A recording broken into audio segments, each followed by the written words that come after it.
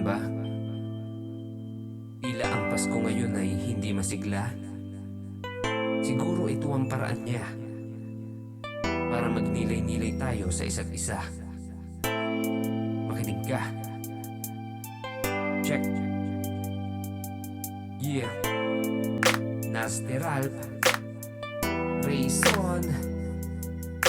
Ngayon ay Pasko, hindi ko pas. Pasko, hindi ko pas. Walayan mo ang magandang bukas. Maganda ang kinabukasan. May liwanag kahit makulimlim. Paskong tahimik ating damdamin. Ipagdiwang natin ang taimtim. Ang sanggol sa ilalim ng bituin. Bakon Setyembre pa lang, dama na ang Kapaskuhan. Kaugalian na sa Pinas lang matatagpuan. Malayo pa'y nasa isip na ang mga preparasyon para sa natatanging espesyal na selebrasyon. Ilalabas na Christmas tree, Christmas light at parol na halos wala pang ang isang taong nasa baol. Simoy ng hangin unti-unti nang humahalimigmig. Mga bagay bibilhin sa Pasko ang bukang bibig. Ngunit ngayon iba na ang panahon.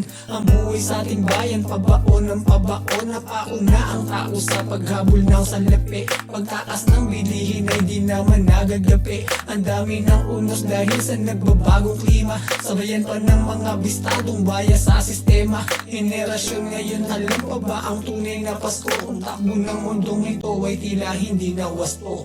Ngayon ay Pasko, hindi ko pas. Pasko, hindi ko pas. Walayan mo ang magandang bukas. Maganda ang kinabukasan. May liwanag kahit makulimlim. Paskong tahimik ating damdamin. Ipagdiwang natin ang taimtim. Ang sanggol sa ilalim ng bituin. Asan na ba ang mga tugtugan? Kantang Pasko na nakasanayan. Nagkahiyaan na magkasiyahan. Panahoy walang kasiguraduhan. Noche Buena na 500. Nang buhayan na malaki dyan. Tama na yan, sawa na kami dyan. Nasan si Jose Marichan?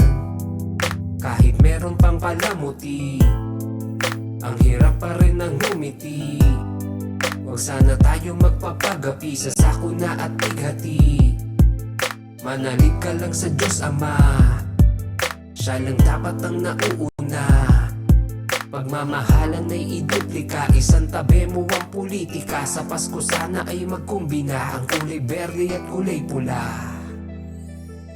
Ngayon ay Pasko, hindi ko pas. Pasko, hindi ko pas. Walayan mo ang magandang bukas. Maganda ang kinabukasan. May liwanag kahit makulimlim. Paskong tahimik ating damdamin. Ipagdiwang natin ang taimtim. Ang sanggol sa ilalim ng bituin. Araw-araw Pasko sana kung pag-ibig naghahari. Isipin mo ang isang mundo na kay luwalhati. Wala sanang mga tao na makasarili. Nawala rin sa pagkain ay hirap makabili. At tuwing sasapit ang Pasko lahat ay masagana. Ang kaso kalagayan natin ay lumalala na. Naway napaalala namin sa awitin na to ang ibig sabihin at tunay na diwa ng Pasko. Masyado tayong nabulagan sa ating mga kabiguan at sablay ng kaganapan. Pero andyan ang Diyos, hindi mo lang namamalayan. Siya yung tumulong sa'yo sa panahon ng kagipitan. Binulong niya sa'yo mga tama na kasagutan ng ngiti na bigo. Binigyan kanya ng kaibigan. Pagbukas mo ng regalo, buksan mo iyong isipan. Maligayang Pasko, ang bati ng Diyos iyong pakinggan. Ngayon ay Pasko, hindi ko pas. Pasko, hindi ko pas. Walayan mo ang magandang bukas. Maganda ang kinabukasan. May liwanag kahit makulimlim. Paskong tahimik ating damdamin. Ipagdiwang natin ang taimtim. Ang sanggol sa ilalim ng bituin. Yung Pasko, ano man ang kalagayan nyo, alam kong kaya natin to. Kulay abo man ang kaulapan, may bahaghari pa rin sa kalangitan. Hindi man ganon kameri ang Christmas para sa iilan. Lagi mong tatandaan na hindi totoo ang kupaskuhan dahil ang tunay na kulay at diwa ng kapaskuhan ay di kukupas kailanman.